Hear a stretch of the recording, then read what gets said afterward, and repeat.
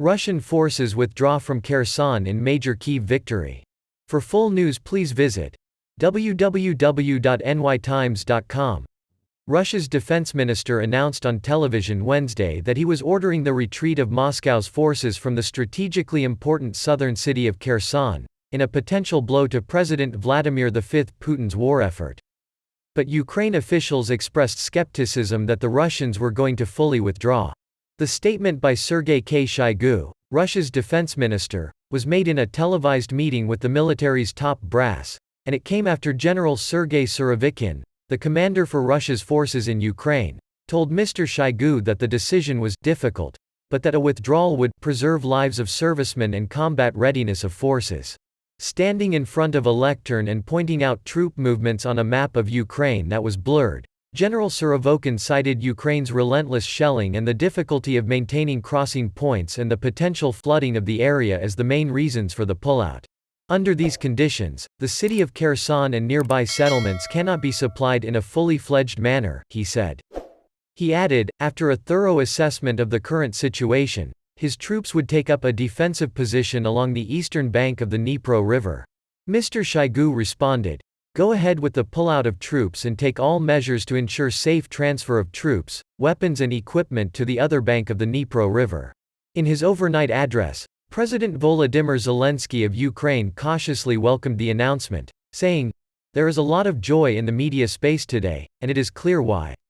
But our emotions must be restrained. The liberation of Kherson, Kakhovka, Donetsk and other cities," he added, "will come from the result of our efforts, our defense operations, those that are currently ongoing, those that we are planning."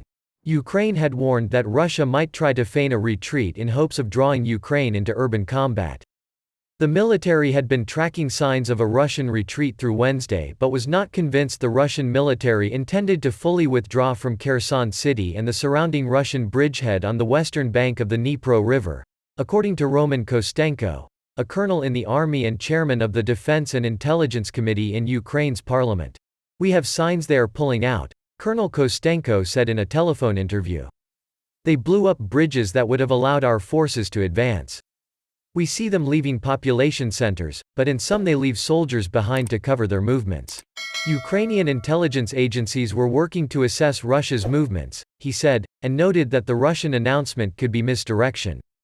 "We are watching," Colonel Kostenko said. Mikhailo Podolyak, a senior advisor to President Volodymyr Zelensky of Ukraine, was more circumspect and said the country was not relying on staged TV statements from the Russians. "Actions speak louder than words," he wrote on Twitter. "We see no signs that Russia is leaving Kherson without a fight." He also told Reuters, "Until the Ukrainian flag is flying over Kherson, it makes no sense to talk about a Russian withdrawal. A retreat from the city of Kherson would be a major victory for Ukraine, which has long sought to recapture it and push Russian troops from the western bank of the Dnipro. It is the only regional capital to fall to Russian forces since they invaded in February, and the withdrawal would also be a humiliating rout for Mr. Putin, who Western intelligence officials said had rejected earlier requests from commanders that they be allowed to pull back." A vital Black Sea port, Kherson fell to Russian control less than a week after the invasion. The shipbuilding city about 340 miles from Ukraine's capital is an important node for access to the Black Sea and a gateway to Crimea.